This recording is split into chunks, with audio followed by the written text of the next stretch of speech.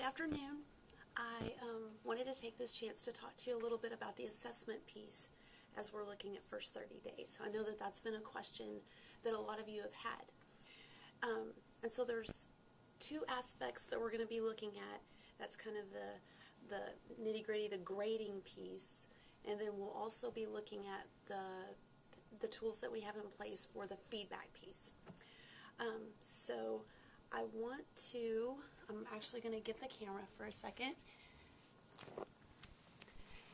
because I want to talk you through some pieces that are in NetSchool for you. Now, one of the pieces that is in your folder is a teacher resource piece.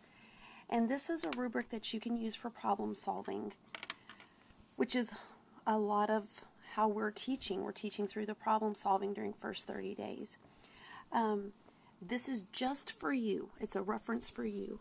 And if you look right here, it looks at the different aspects: problem solving, reasoning, communication, representation, connections, that are the different aspects of good problem solving. What we did was we specifically showed you which texts or standards those are tied to, and then also which components of first 30 days address that. So it just kind of pulls all of those pieces together for you. That's the first thing. The next two tools that we're going to be looking at are for feedback or goal setting. We know that as we're working through these habits and these rituals and these different aspects of problem solving, that kids are definitely going to be making progress to mastery. It's not a matter of we teach one of these things one day and they instantly have mastery of it. So to that end, there's a rubric, and you'll notice that it's written in student language, my strategy, and/or I used. These are tools that you could sit down with a student, say early on, whenever they've solved a problem, and just talk with them about where they are in terms of being able to problem solve or reason, being able to communicate, being able to show their thinking, being able to make connections. And there's a place here where you can identify with the student the things that they did well, how they're going to improve.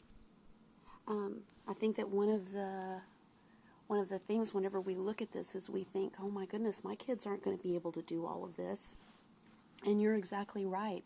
At the beginning, they probably aren't going to be able to do a lot of this level 3 kind of work.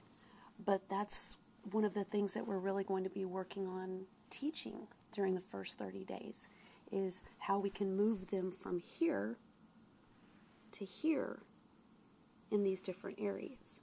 So that's one tool that you can use to give feedback, so that when we do get around to giving grades, the grades are going to be where you want them, where the students want them, where our parents want them. Another tool that is an option for you to use in giving feedback is this kind of a progression. And on it, you can say, here's the habit or routine that I'm working on. And actually, you could use this anytime throughout the year, depending on what it is that the child's working on learning. You can help the child determine where they are learning, practicing, proficient, expert, where they are on the continuum with regard to that. Like, where do you think you are with attentive listening? And on the second page, we kind of gave some indicators about what those mean. Learning would be their first introduction to the habit or the learning. Practicing is the student must always be prompted to use the habit, but when they're prompted, they know how to do it. Proficient, student is beginning to demonstrate the habit independently, but still needs occasional prompting. And then what we're shooting for in that is that habit is a consistent part of their independent learning. But those are just, if those names aren't something that resonate with you, if you have a different way of kind of indicating that progression from this is the beginning where we don't have mastery and this is where we're hoping to get, or whatever you want to use. This is just an option. We did include some conferencing notes, and that is, I know I'm here because I can improve by, I want to check my goal again, in a week or in 2 weeks. Something I really like about this is you could, if you're conferencing with a student here, you could put, this is our date, 8, let's say 25, and then we conference again, and the student indicates that they feel like they're here. And so on. I like that visual. Another suggestion that someone made was you could kind of have the conversation first about where do you think the class is, and mark that, and then have the student individually put where they think they are in relation to that. You could have kids, depending on your kids and where they're at, this could be a conferencing piece. It could be, on a Friday or after they've had some time to practice, everyone gets one of these, and they evaluate where they are. First, you could have a talk about where we are with the class. Again, it's just another tool for you to use in terms of getting feedback so that we can help kids move toward here. Now, let's look at the grading piece. We included a couple of options for you to use in the grading piece. Again, most of the things that all of the tasks that are available to you are problem-solving tasks. So there's a couple of ways to look at this when you're assessing problem-solving. We provided a rubric. Again, these rubrics relate to the idea of the problem-solving or reasoning task, kids' abilities to communicate about their mathematical thinking. And again, remember that these communication, representation, and connections, these aren't just, fluffy things that we've decided are going to be important, although we know that they're very important. But if you look back at your teacher document, these are standards that our students are expected to have mastery of. So us really attending to these things, it's really, really important. Now, you'll notice that we assigned some values to these.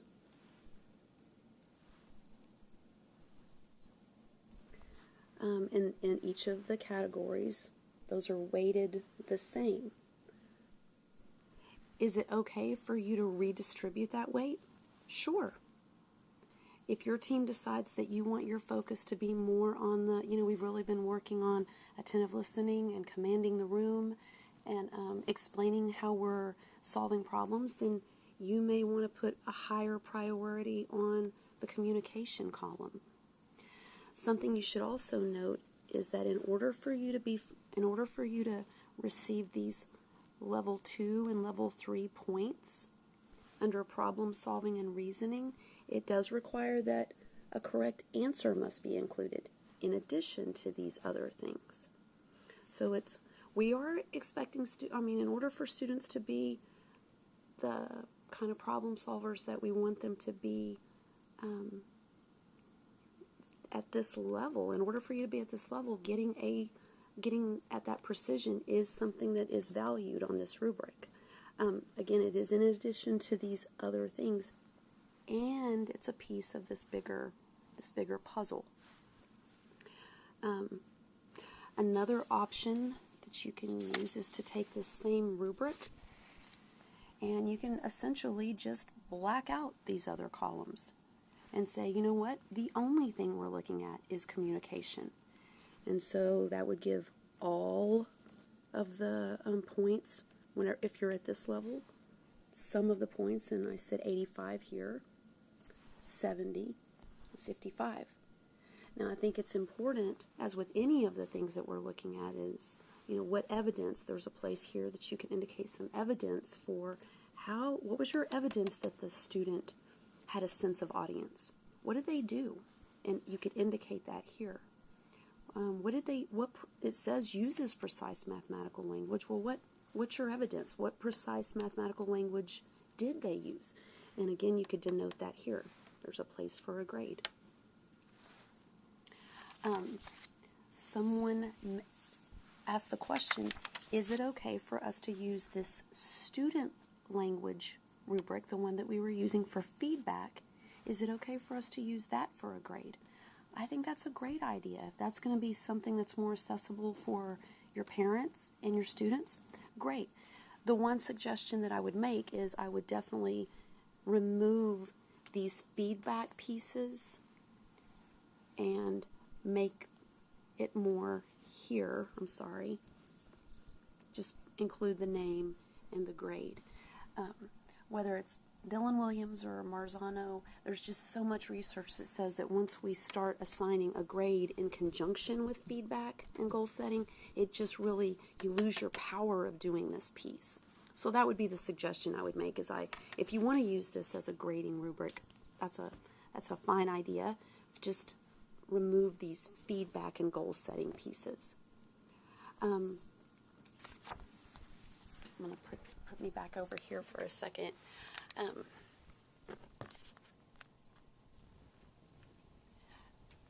There have also been questions about, Shelley, can we take grades on other things?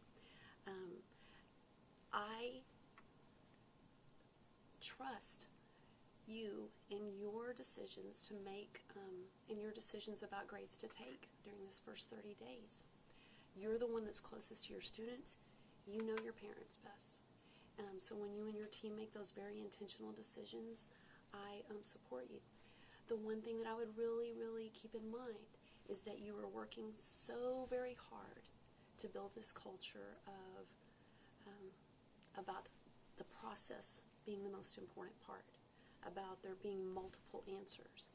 And so I would just caution you that if we are trying to build that culture of everything in math is not about the answer, but then the grades that we give are grades around learning experiences that are just you got the right answer or you got the wrong answer, then that would be counterproductive to all of the work that you're doing. If you have any questions at all, I want you to feel free to call Jamie or call me. That is what we're here for. We've talked a lot about that this is a new way of learning for students. It's a new way of trying to design instruction for our students, and it's certainly a new way of assessing the learning that our students are doing. So I understand if that's a little unsettling.